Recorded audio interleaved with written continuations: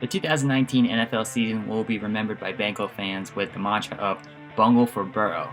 With the debut of Zach Taylor, an offensive genius, as the new Bengals head coach, how did this team finish not only dead last in the division, but the entire NFL? Let's take a look. Being honest, the season was actually doomed at the very first day of training camp when AJ Green went down with an ankle injury. He was carted off the field, and originally it was only thought he was going to miss a few weeks, but he ended up missing the entire season. With Green out, Auden Tate, Tyler Boyd, and John Ross were called upon to step up their games, and for the most part they did. Tyler Boyd had another 1,000-yard receiving season, Auden Tate had a breakout year, and John Ross showed flashes of brilliance despite having another season cut short due to injury. The ground game was okay for the majority of the 2019 season.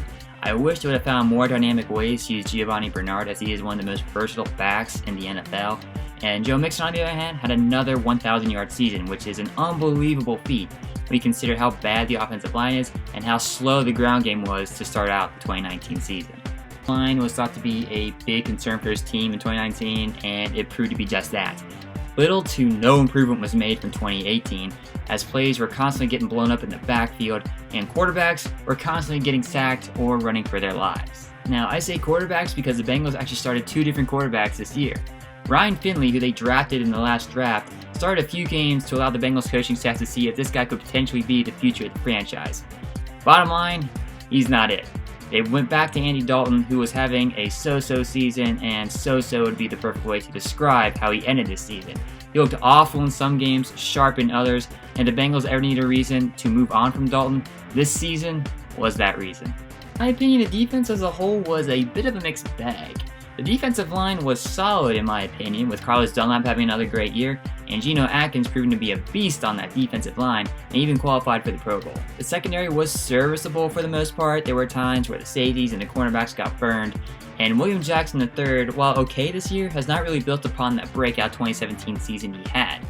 Also, Drake Kirkpatrick missed some time with an injury. In fact, he missed the rest of the season due to an injury, and that was actually a blessing in disguise in my opinion. I don't want to see anybody get hurt, but Drake Kirkpatrick is not a good cornerback and has been a weakness for this Bengals secondary for a couple seasons now. The biggest weakness for the defense is by far the linebackers. When your linebacking squad is led by Nick Vigil, you know there's a problem. Just look at that Lamar Jackson play where he spun Nick Vigil out of his shoes. This is a big hole on defense and one that definitely needs to be addressed going forward. So how will I grade Zach Taylor's performance as a head coach as well as his assistant coaches? Well, I would give it like a C-. There are times where he left you scratching his head, and other times where you're thinking, wow, that was a great coaching call.